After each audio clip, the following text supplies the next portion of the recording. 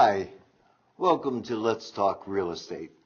I'm your host, Charlie Flannery, and my guest today is an aspiring actor, a man named Mr. Al Cialella.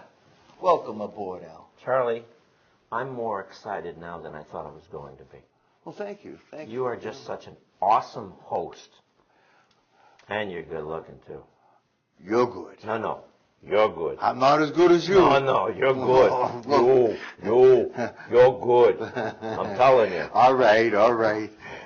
See, we got that out of the way. We had a chance to meet, both of us working as extras in this movie recently called R.I.P.D. Mm-hmm. And we got to do a couple of scenes together. And we had a blast on the set, you know. And every time I think about it, I just can't help but laugh. Yeah. You are one funny guy.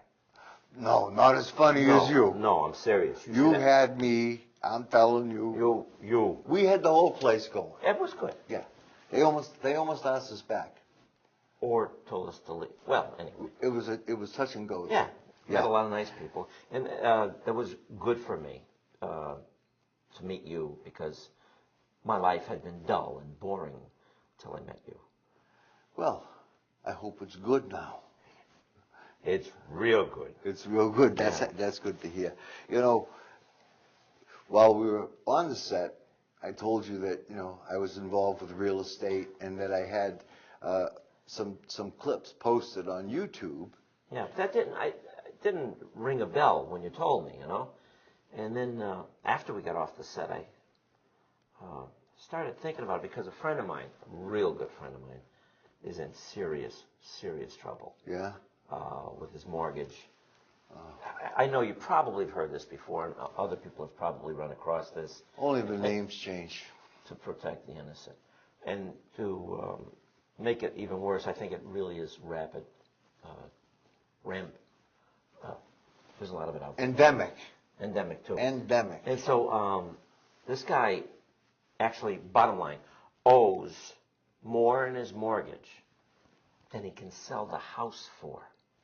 And it has caused tremendous stress on his wife, kids, family. And I feel so bad for the guy. I can't help him. I don't know what to do. And yet I know this is not just his problem. I think a lot of people are probably in the same situation with our economy the way it is. And I don't have any answers for the guy. Now, this fella, just like you, also owns a two-family, you had told me. Yeah. And one of his tenants moved out. Yeah. Caused about $27,000 worth of damage. So he can't rent that out to get some help paying his mortgage. Yep. And he went crazy. He's owned it for a while, right? Yeah. And he would love, and I mean, he's been talked to by quite a few people, why don't you just file bankruptcy? You know, you'd be done. He can't even afford to come up with the $2,000-3,000 that any lawyer wants just to do bankruptcy. Isn't that ironic? You're too poor to file bankruptcy. Yeah. You know? I mean, it's almost funny, but it's not. The guy, as you tell me though, the guy's been making his payments. Yeah, he hasn't missed a payment so far. Going through his savings. Thank God, knock on wood. Going through his lifetime savings. Well, you know, it's sad because the banks have 10 to 11 million people that are behind on their mortgage payments. How much? 10 to 11 million are more than 90 days behind. Most of them closer to 2-3 years. Wow. All right? I was just reading something. There was a bill that just went through. A lot of the lenders signed an agreement with attorneys general from several states where anyone that lost their home, if there was any kind of indication of robo-signing, the banks are going to give them an additional $2,000 consolation prize. And the attorney general's going to squash this. I'm not familiar with robo-signing. Robo-signing was when back in the heyday, when when the banks were selling off mortgages in bundles of like, $10 billion Wow. to like pension funds. Some pension fund in Utah would buy, you know, your friend's $385,000 mortgage bundled in with a bunch of others, and hope to get a higher return for their fund, And in the chain of transfer, quite often it would be originated by, say, the ABC Bank, and then it would be assigned to the XYZ Bank, but the person doing the signing would be the ABC servicing and socializing department. I mean, it was like all of a sudden some corporation would Deus ex machina, just show up, and they would be the person assigning the mortgage to the XYZ Bank. This went on and on and on. Charlie, confusing. Oh yeah, it's really confusing for the average person. But this went on. This went on for a long, long time. So a lot of times when people are buying like bank-owned properties, or even trying to do a short sale, there's especially if someone did a refinance or a purchase within the past 8 years, many times this robo-signing was done. And so it's... Why is it called robo? Well, because they would hire people, like say the mortgage when it was originated went to the ABC Bank and Trust. As it was being transferred to the XYZ Bank and Trust by the ABC Servicing and Recreational Department, there would be, and God knows how that came into existence. It just, appeared. They would have people who would have a stamp, and they would just stamp the documents assigning mortgage after mortgage after mortgage after mortgage. They called that robo-signing. Or like a robot. They were supposed to originally... Like RIPD. Right. They're supposed to be filing something at the local registry of deeds that clearly delineates the chain of ownership of that mortgage paper. Did they do that? No. Oh. No. In many cases, it takes them months to track down who actually has authority to sign off on something. All right? So that's one of the reasons why it's taken a long time. But now getting back to your friend, you tell me you're losing sleep now. Yeah, it's pretty sad. I mean, my heart goes out to him. Now, he refinanced when the rates were low and prices were high. 3 times. 3 times. Credit card debt. Yeah. Again and again and again. Seems so easy. No boat? Didn't buy a boat? No boat. But it seems so easy to do that. Yeah. And yet, now, I don't understand. I don't know what to do to help. Is there any help, Charlie? I know, real estate is one thing, and all the financial stuff you understand that I don't. Is there any help for this guy? And in like some I said, instances, not just him. Well, in some instances, there really isn't. I mean, and that's the harsh truth.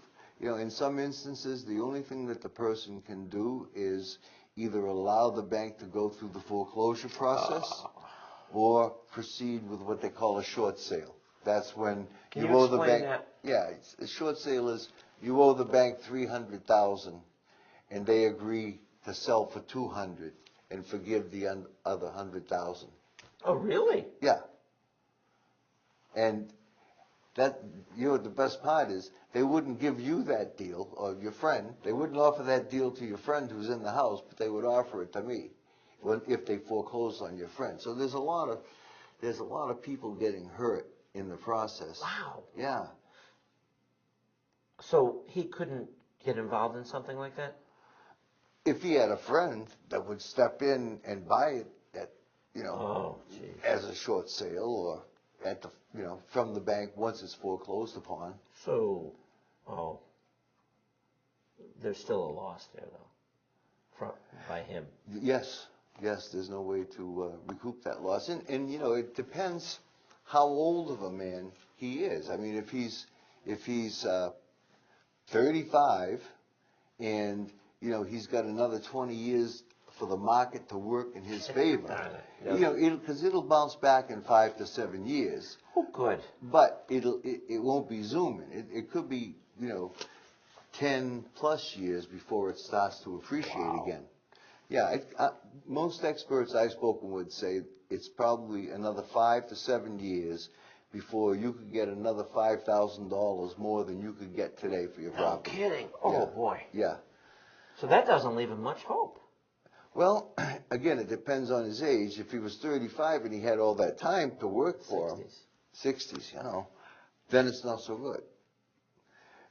On the bright side, I mean, has he talked to them about a modification? I know a modification, they almost do something similar to the short sale. They take, say the fellow's mortgage is $300,000, and let's just say in round numbers it's $3,000 a month, and he can't afford that. Okay.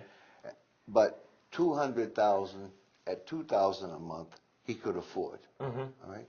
What they do in a modification is they say, all right, we're going to have you make your payments based upon $200,000, but the $100,000 never goes away. So all it does when they do agree to a modification is they allow you to stay in the house, continue to make payments, but you're still 5 to 10 years away from being able to bail out of the house without owing them money. All right? And your friend's case gets complicated by the fact that he's trying to do the right thing. He's By paying it every month, yeah. Yeah. Oh, exactly. Wrong. Worst thing you can do. No kidding. Worst thing you can do is pay them. Absolutely. You have no leverage. They have 10 to 11 million people that are 90 more days behind. All right? Some 3 years. And they're all trying to work out some type of modification or a short sale, or they've just thrown in the towel. The banks are obviously not going to be donating the time to some guy who's still foolishly sending in the check, even though it no longer makes sense. So you've got to be a deadbeat to succeed in our country today. So if I understand it correctly, he's doing the wrong thing by paying his mortgage every month, though it's killing him, and he cannot even sell the house in order to pay off the mortgage because he wouldn't get enough money to do that.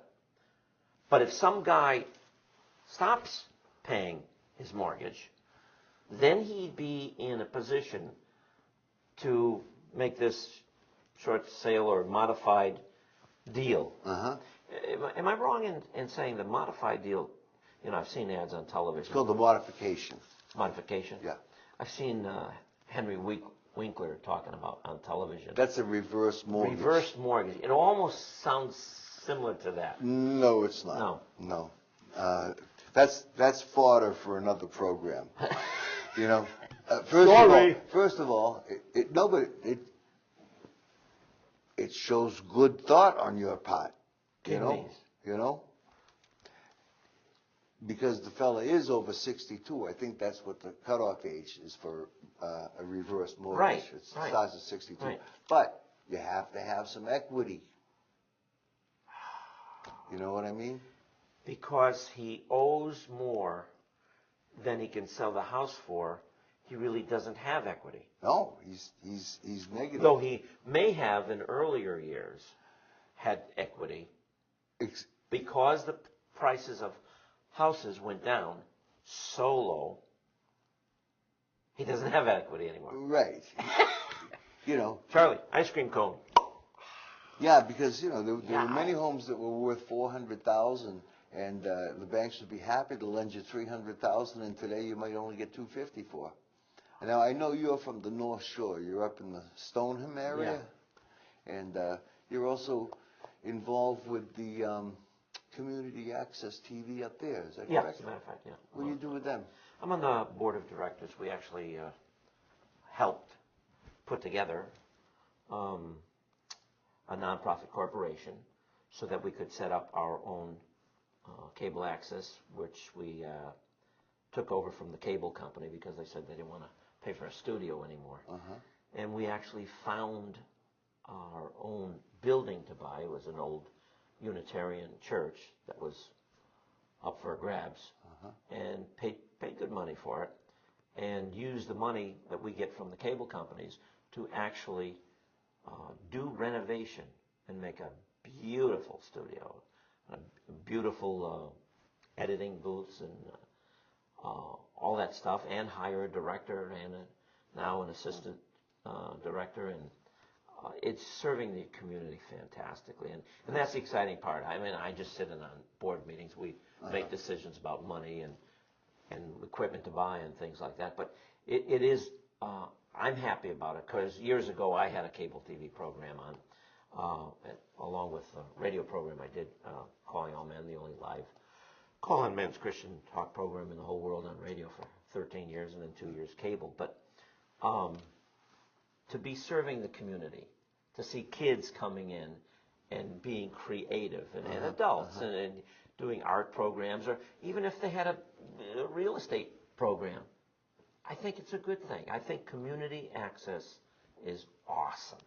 And community is a large part of what makes real estate worth owning. Ta-da! Except for your friend. He's in a bad neighborhood. Not in a nice good place. community, bad neighborhood. He's upside down. I don't know what advice I would give the guy. Well, the first thing I would give him, it depends. If he thinks he can struggle, and he doesn't mind struggling to make the payment. Who likes struggling, Charlie? Well, I understand. But it depends on, how much money you have to play with. Which he doesn't. Yeah, especially where that second unit was damaged by the previous tenants. And can't afford to fix it. Doesn't have the $27,000 to rent it. Exactly. You're going to catch 22. The full boat. Yeah. Well, this is a personal decision. Now look, I didn't come here on your program to trouble you. No, this is your friend. And give you a hard time, but quite honestly, I'd like to give him some good advice. Well, and I saw on YouTube, I saw your programs, and you do some good stuff there. As a matter of fact, like I said, on the set, I didn't think much about it. And then when you said, you'd be invited to be a guest if you want to be, I thought that was a good thing. Not too many people do that, Charlie, and I want to say thank you. And I'd even tell audience, anybody who sees this guy on YouTube, let's talk about real estate and providing answers, and really some interesting people you've had on too, with good advice. You barely made the cut. Thank you. Yeah. You barely, usually I have a much higher caliber guest. Thank you so much. But, there was nobody else available. It was getting late. I think it was Monday morning I now called. I'm starting to really feel bad about myself. No. But I'm glad you mentioned that, Al. Thank God I'm getting paid for this. Big time. Union rates, too. Whew. Otherwise I'm walking. Well, I'm glad that you mentioned that we talked about being a guest. Yeah. Because that's one of the things at the end of every program I've been doing for the past couple of months is I've asked the people in the audience if they wanted to come in and they had an idea for a show to send an email along. Absolutely. And just be a guest. I'd highly recommend the subject. And I've looked at 2 or 3 of them, and nothing's been quite right. I don't want to get into entertainment. Well, entertainment's a fine thing. That's what people watch TV for, and information. But I don't want to get into just the ranting that is so prevalent today. Well, I hope what I was talking about here isn't ranting. It's just a real problem.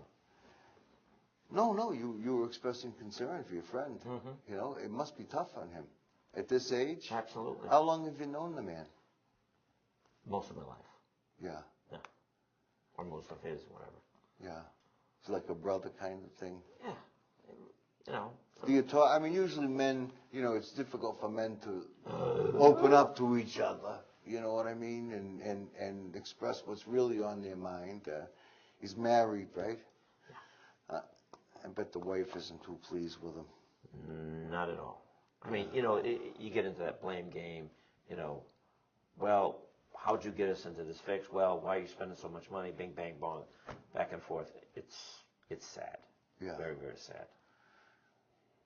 She can't get a second job to help out. Okay. I mean, I'll bring that back to her, Charlie. Thanks for the advice. Gotta go. Wife's got to get a second job. Oh boy. No, but as far as really, it sounds crazy, but probably the best thing he could do. I mean, now there are people with HUD, HUD, Yeah. Housing and Urban Development, Mm-hmm. and they're located in Boston, and they have satellite offices all throughout the state. Okay. And those would be the first people I would talk to about a modification.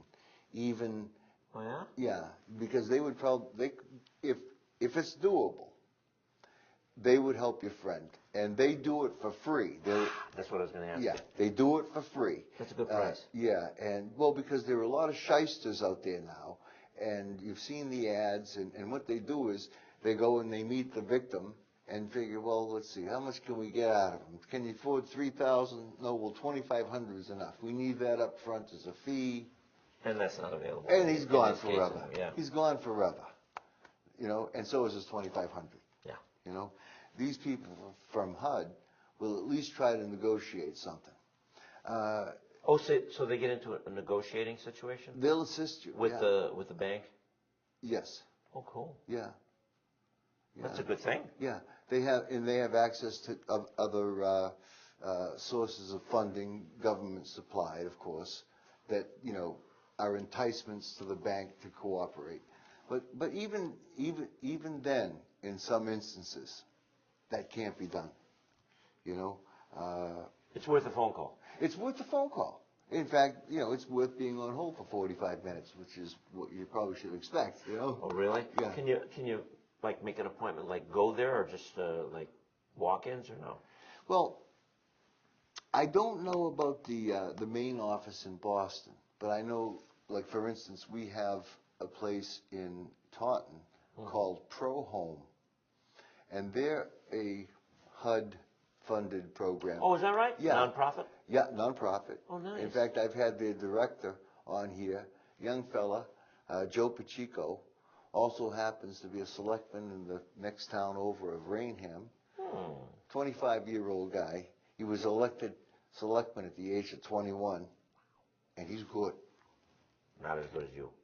I don't know. He's good. No. He's younger No, too. you- He's younger. He's got a way to It took go. me years to get this And good. look at you now. But You're a he's TV good star. now, and he's only 25. All right. But anyway, he's the chief executive over at this Pro Home, and they assist people with loan workouts.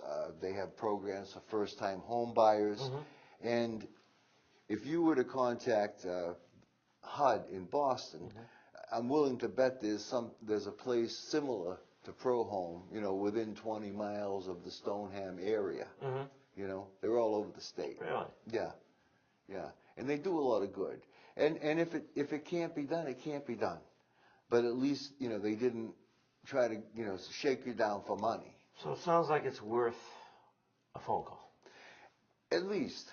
What do you got to lose? Yeah, I would start doing that, but I don't even know what their advice would be. As far as like, if you want to strengthen your hand, you almost should be two or 3 months behind. I know it's crazy.